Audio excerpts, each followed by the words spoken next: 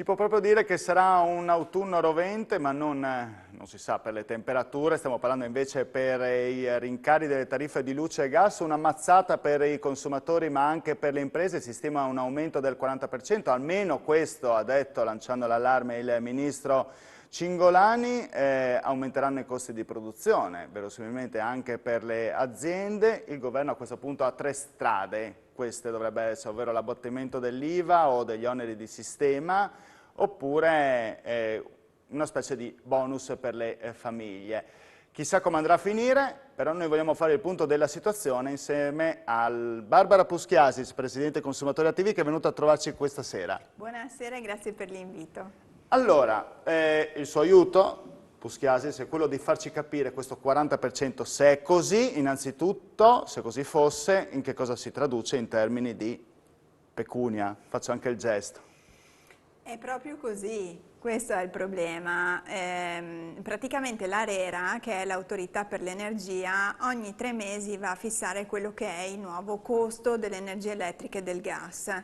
Quindi il nuovo costo che partirà dal 1° di ottobre fino a fine anno prevede un rincaro del 40% rispetto al mese di luglio. Quindi un rincaro veramente importante e che peserà proprio sia sulle famiglie direttamente, sulla bolletta di ogni giorno, sia sulle imprese. Il consumatore potrebbe dire, vabbè, se pesa sulle imprese, ma in realtà non è così, perché se pesa sulle imprese quel costo poi verrà riversato ovviamente nei servizi e nei beni che il consumatore poi andrà ad acquistare. Quindi quel 40% tradotto in pecunia, quindi in soldi che il consumatore dovrà pagare, si stima possa essere pari a un aumento delle spese per famiglia all'anno di circa 1.800 euro. Questa è, diciamo, la stima massima, la forbice andrebbe tra i 1.300 e i 1.800. Sì. Comunque, insomma, sono dei costi assolutamente esagerati, soprattutto considerando il periodo. Siamo all'interno di un periodo un po' bizzarro, che è quello dell'emergenza coronavirus, dove purtroppo diverse persone hanno perso lavoro, dove diverse aziende si trovano ad affrontare dei periodi di certo non semplici, anche con tutti i bonus che abbiamo visto nello scorso anno, nell'anno trascorso. Certo. Non siamo riusciti a far fronte a ci quella sono aziende che hanno l'emergenza. Appena riaperto da poco, penso a bar, ristoranti, che dopo si ritroveranno a trovarsi queste bollette, peraltro bollette che hanno dovuto anche pagare, immaginiamo, anche durante il periodo di chiusura, figuriamoci adesso che devono riaprire e ritrovarsi di nuovo. Allora, c'era uno specifico bonus anche per l'energia, proprio per il periodo Covid, però si tratta di tutte misure temporanee che sono state poste in essere sia prima della pandemia che durante la pandemia. Ad esempio, per lo scorso trimestre, luglio-settembre, per quanto riguarda i costi dell'energia, il governo aveva varato una misura straordinaria dove ha immesso 1.200 milioni di euro per andare ad abbattere quelli che erano i rincari che altrimenti avremmo già in qualche modo percepito a luglio. Ecco, la richiesta qual è quindi delle associazioni dei consumatori, consumatori attivi e tutte le altre? È quella di inserire delle misure strutturali invece, non possiamo sempre andare avanti ad emergenze. Il problema del rincaro dell'energia elettrica e dei costi in bolletta dell'energia elettrica non è un problema di oggi, è un problema che stiamo affrontando ormai da tanti anni. Ci sono state raccolte firme, ci sono stati disegni di legge in Parlamento, ci sono state proposte, nulla di tutto ciò è stato mai fatto. Allora, se noi guardiamo la nostra bolletta casalinga, troviamo anche un grafico a torta. In questo grafico a torta ci accorgiamo subito quanto della bolletta va in costi dell'energia. Tante volte bypassiamo, esatto. Perché comunque sono una decina di fogli e sfido a vedere se tutti vanno a vedere esattamente le percentuali o le varie torte che compaiono. Poi solitamente arriva l'addebito in banca, quindi proprio non ci poniamo il problema. Esatto, è il primo foglio quello che conta e già mi vengono i sudori, uno dice, me compreso, e quindi non vado neanche a vedere il perché e il per come, sbagliando, perché magari qualcuno potrebbe anche istruirsi, però... Diciamo che abbiamo un pensiero negativo in meno, ogni 2 mesi, non guardandola, però in questo grafico a torta noi vediamo immediatamente che gli oneri di sistema, tutti gli oneri legati alla gestione del contatore e al dispacciamento e le accise pesano anche per oltre il 60% nella bolletta dell'utente finale. Quindi la richiesta è Leggevo che quella... poi, mi scusi, gli oneri del sistema che vanno percorsi destinati anche a ricerca, energie rinnovabili. Esattamente, Ecco, esattamente. Quindi si è fatto uno studio. già paghiamo tutte queste cose anche attraverso le tasse. Ecco, e quello che noi chiediamo è che non ci sia un ulteriore ricarico anche attraverso questi oneri di sistema. Quindi la proposta è quella di abbattere sia le accise che pesano per il 12% sulle bollette dei consumatori, sia gli oneri di sistema che all'incirca pesano per un 23%, sia le spese di dispacciamento legate alla gestione del contatore, che anche quelle insomma sono spese che in realtà non incidono nella quotidianità del cittadino per quella parte. Allora, se magari siete già stati colpiti da una bolletta clamorosa, 345 99 56 897, il problema non ve lo possiamo completamente risolvere noi, ma magari attraverso la Presidente dei Consumatori Attivi lo possiamo fare o almeno aiutarvi, darvi un servizio pubblico anche da parte nostra.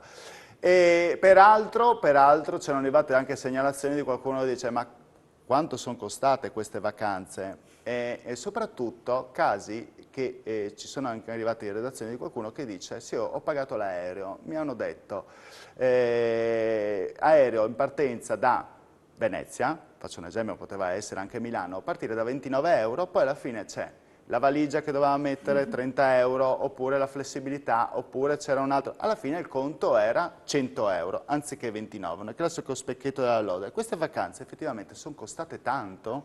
Le vacanze sono costate tantissimo agli italiani. Tutti noi abbiamo registrato un incremento proprio dei prezzi dei servizi, quindi dei prezzi sia di hotel che di ristoranti. Può parlare un po' di speculazione. Certo, ma anche i prezzi degli ombrelloni. Allora, un po' è la speculazione ed è vero, ma un po' però è anche legato al fatto che questi ovviamente imprenditori hanno dovuto in qualche modo mettere le pezze ai mancati guadagni per mesi a causa dei lockdown. Quindi quale modo? Dato che i bonus non sono stati così efficaci ed efficienti, ovviamente l'unico strumento è quello di alzare i prezzi. L'altra causa dell'aumento dei prezzi è ovviamente legata a tutti quei presidi che chi ha un'impresa ha dovuto adottare per le norme anti-Covid. Quindi il distanziamento comporta un numero inferiore di posti sia al ristorante sia al bar ma anche in spiaggia. Per quanto riguarda le spiagge noi abbiamo denunciato sin da subito un incremento del costo degli ombrelloni, dei lettini generalizzato, una riduzione di quelle che sono le spiagge libere e come l'abbiamo visto anche nel nostro litorale purtroppo a danno dei giovani e magari di coloro che hanno anche una casa nelle località balneari, l'impossibilità praticamente di poter appoggiare temporaneamente un asciugamano, magari come si faceva a Lignano, piuttosto che davanti agli ombrelloni per potersi fermare magari un'oretta e trascorrere lì un Ecco, quello che mi ha sorpreso un po' di più, detta tra me e lei, magari consentirà qualche telespettatore oppure dirà di no, ma sono rincari che devono dare grandi compagnie. A me è capitato che dovessi rifiutare, nel mio caso, dovessi rifiutare un viaggio aereo, ho preso la mia macchina perché appunto l'aereo costava tanto. Ho fatto l'esempio prima, è successo a me, ma anche a qualche telespettatore, ma anche gli traghetti stessi. Assolutamente sì. Sono prezzi che andavano su del 20-25%. E l'antitrust su questo è intervenuta quest'estate, ma perché? Perché praticamente non veniva segnalato in maniera chiara il costo, nel momento della prenotazione, il costo dei servizi aggiuntivi e quindi solo in un secondo momento il consumatore si trovava a dover sborsare un sacco di soldi, come ad esempio anche Ryanair è stata sanzionata sempre quest'estate perché chiedeva un surplus per poter i genitori sedersi vicino ai figli in aereo oppure gli accompagnatori di persone disabili potersi sedere a fianco alla persona insomma, che può avere delle necessità durante il viaggio e quindi deve essere accompagnato. Quindi l'antitrust sta monitorando, è ovvio che ce ne sono talmente tante che non ci arriva ovunque. Tra questi anche chi ha la macchina avrà visto aumentare la benzina o il diesel e qualcuno dice vabbè a questo punto prendiamoci le auto elettriche, ma non ci sono colonnine in giro, apro e chiudo una parentesi, se prendo una macchina elettrica in questo momento se le colonnine se ne trovano una qua, una Canicat, però effettivamente è vero. Assolutamente vero, oltre a una certa diffidenza da parte dei consumatori sulle auto elettriche anche in relazione a quelli che potranno essere i costi poi di smaltimento di queste auto. Quindi è vero che c'è grande interesse, ma è vero anche dall'altra parte che ci sono grosse perplessità. Siamo certi che sia veramente uno strumento green, uno strumento compatibile con gli obiettivi che ci siamo posti? Ecco, su questo vorremmo maggiori anche rassicurazioni. Certo. Allora, di green ne parleremo tra poco, nella seconda parte della puntata, parlando di super bonus, se effettivamente ha avuto la sua efficacia e quali sono i problemi che ci dà invece la burocrazia e tanti adempimenti. 50? Quanti sono? Tantissimi. Ormai non riusciamo più a contarli. Bene, pubblicità.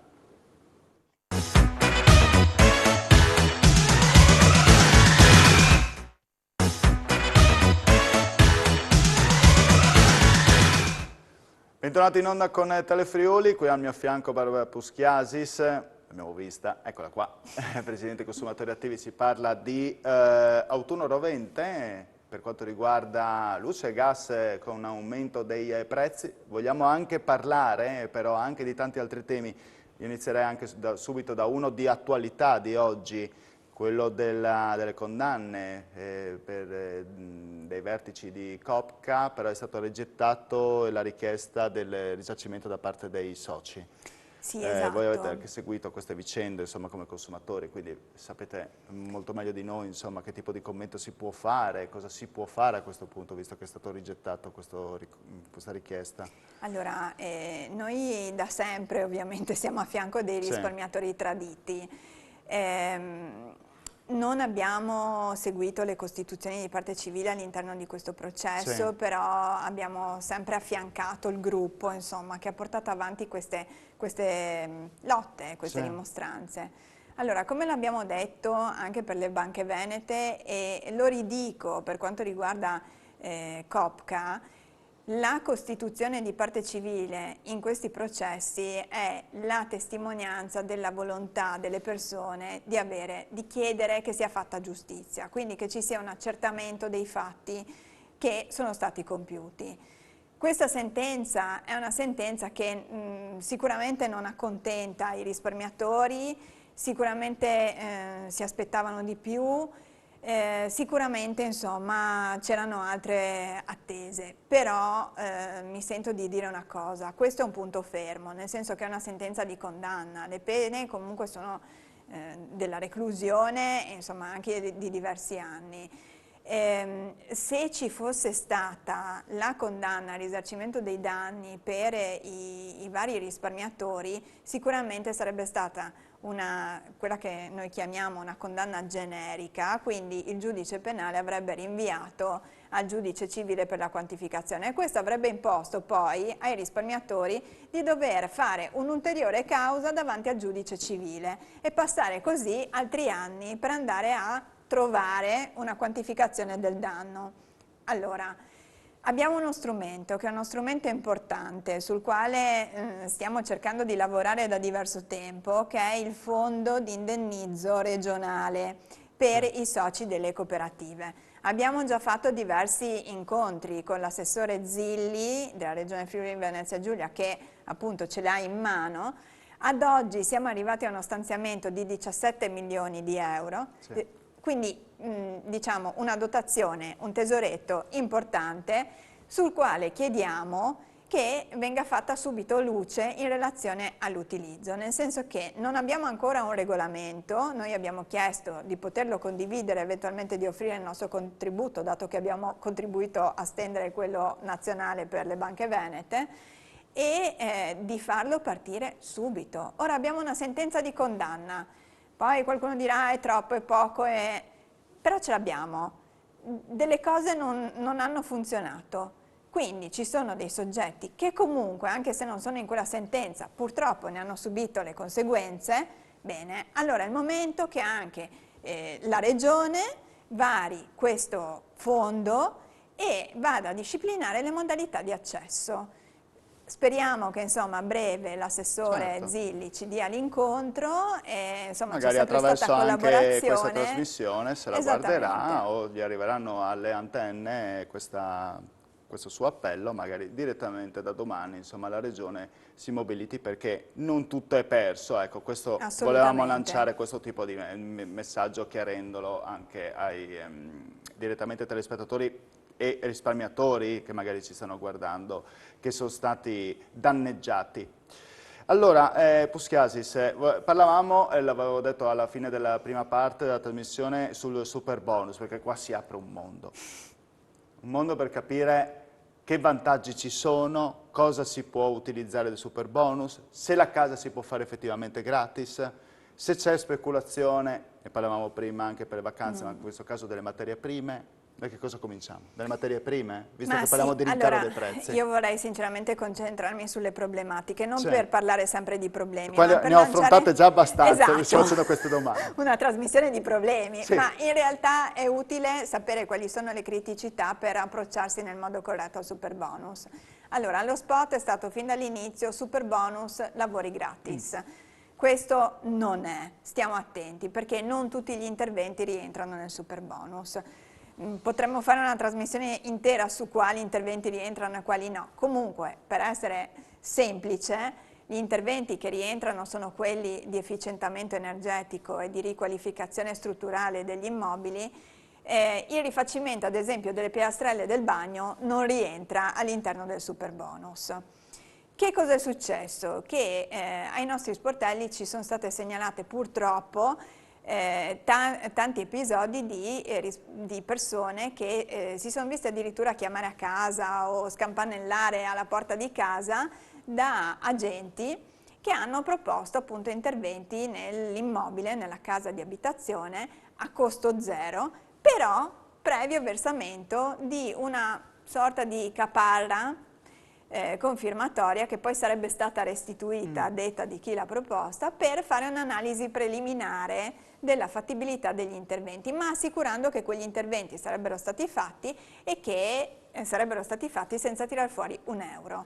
Che cosa è successo in questi casi e che cosa sta succedendo, perché sono casi tuttora che stanno purtroppo arrivando, è che il consumatore versa queste somme. Allora sono somme che vanno dai 300 euro per i condomini, però moltiplicati per le unità che compongono un condominio sono qualche mila euro, fino a 2.500 euro per un immobile singolo. Il consumatore li paga pensando che questi soldi vengano restituiti, arriva un fantomatico tecnico a fare un sopralluogo e poi segue il silenzio, quindi non arriva più nessuno. Il general contractor, quindi questo soggetto che si era proposto per organizzare l'intervento, non si fa più sentire e quindi da lì iniziano i pensieri e iniziano i problemi. Quindi attenzione, perché di casi ce ne sono molti, il nostro invito è quello sempre di verificare chi è il soggetto che si propone a voi,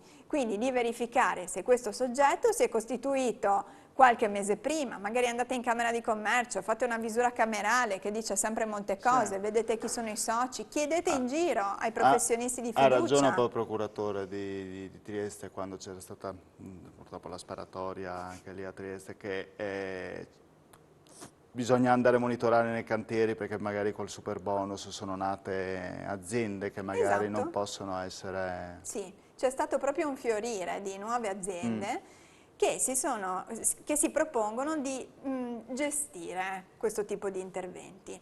Altro monito che voglio fare è che se il general contractor vi chiede dei soldi e quindi emette delle fatture per l'amministrazione dei lavori, quelle fatture lì non rientreranno nel super bonus, perché gli unici costi che rientrano nel super bonus sono quelli per la realizzazione dell'intervento, quindi strettamente correlati all'intervento, quindi per le materie prime, la manodopera e per il professionista. Arrivando alle materie prime, Anche lì il grande problema, perché ci siamo trovati con un aumento vertiginoso del costo, ad esempio, di acciaio, di legno, ma anche del costo dei cappotti, ad esempio. Un cappotto di una casa prima del superbonus costava 40 euro al metro quadro, oggi arriviamo anche a 100 euro al metro quadro. Il costo dei ponteggi che oggi sono introvabili, così come anche la manodopera. Quindi, considerato tutto questo, purtroppo qualcuno ci marcia. Stiamo attenti, qualcuno ci marcia. Allora, il tempo è tiranno, mancano 1 minuto e 50 secondi, sono arrivati alcuni messaggi, però io leggevo questo, mi ha colpito, di una signora, un signore che dice: volevo presentare all'interesse della Presidente Puschiasi un argomento di spesa che secondo me in periodo Covid è stato un furto, riguarda le spese sostenute dai parenti, io sono stato uno di quei casi purtroppo, per il funerale dei propri cari. Nel momento dell'accaduto, presi dal dolore dell'impossibilità di trattare di persona perché in quarantena, abbiamo accettato il prezzo del funerale senza tanto ribattere, un prezzo che poi ci è stato presentato molto più alto e che a mente lucida abbiamo ritenuto esagerato. Non c'è stata vestizione alla salma, non c'è stata esposizione, non c'è stata celebrazione, neanche un corteo, ma solo un prelievo in ospedale e l'accompagnamento al cimitero e alla sepoltura. Io credo che il prezzo del funerale, che non ci spiega questa signora, avrebbe potuto essere ridotto e non maggiorato. Cosa ne pensate? Cioè, avete avuto dei casi del genere, no? Mamma mia! Sì, no, io volevo solo leggere perché è una cosa, magari poteva essere una tematica che magari apre un mondo che... Assolutamente, allora sì, magari in realtà, glielo lascerò questo messaggio, magari sì, se la volete sentiremo mettermi in contatto, privato ecco, assolutamente, esattamente. perché è un tema molto toccante e purtroppo fosse Però era vero, giusto leggerlo secondo insomma, me farà perché... brividire, perché la speculazione sulle disgrazie anche no, quindi... Esatto. Volevo solo leggere perché evidentemente chi ha mandato anche questo tipo di messaggio voleva anche far presente magari di una tematica che poteva esserci e non è magari è neanche stata affrontata direttamente anche da noi televisioni, insomma ne scopriamo una al giorno, ecco. Bene, detto ciò abbiamo terminato, io la ringrazio, per altri temi ci rivedremo al più presto, insomma, ma tra superbonus e gas e elettricità abbiamo capito in questa puntata che bisogna sempre stare molto attenti e leggere tutto quello che ci passa sotto nei contratti. Esatto. Dalla prima all'ultima pagina. Guardate anche le torte che ci sono all'interno delle bollette del gas, questo l'ho imparata oggi. Grazie Puschiasis. Grazie a voi. Buona serata a tutti, arrivederci.